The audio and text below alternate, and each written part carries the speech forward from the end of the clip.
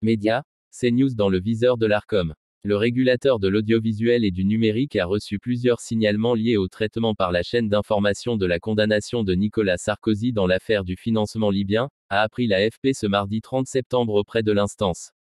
L'autorité de régulation n'a pas souhaité donner plus de précisions sur le nombre de saisines, qui doivent à présent être instruites pour décider des suites éventuelles de la procédure.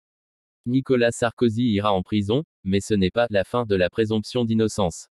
Garante notamment de la rigueur du traitement de l'information, l'Arcom dispose, en cas de lancement effectif d'une procédure, d'un arsenal très large de mesures allant d'une lettre de rappel à des sanctions pécuniaires.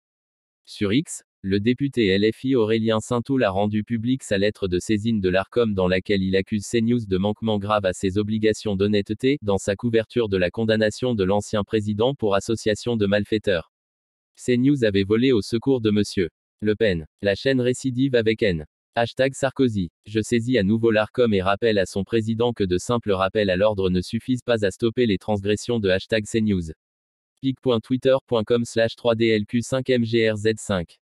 Aurélien Saint-Toul @a-Saint-Toul, septembre 25, 2025.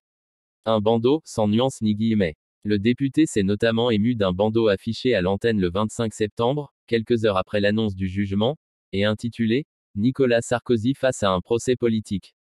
Une affirmation, sans nuance ni guillemets qui reprend, selon Aurélien Saint-Toul, l'élément de langage partisan selon lequel la justice n'aurait pas été impartiale avec Nicolas Sarkozy. Le 25 septembre, le tribunal correctionnel de Paris a condamné Nicolas Sarkozy à 5 ans de prison avec incarcération prochaine pour avoir laissé ses plus proches collaborateurs démarcher la Libye de Mouammar Kadhafi pour financer sa campagne victorieuse de 2007.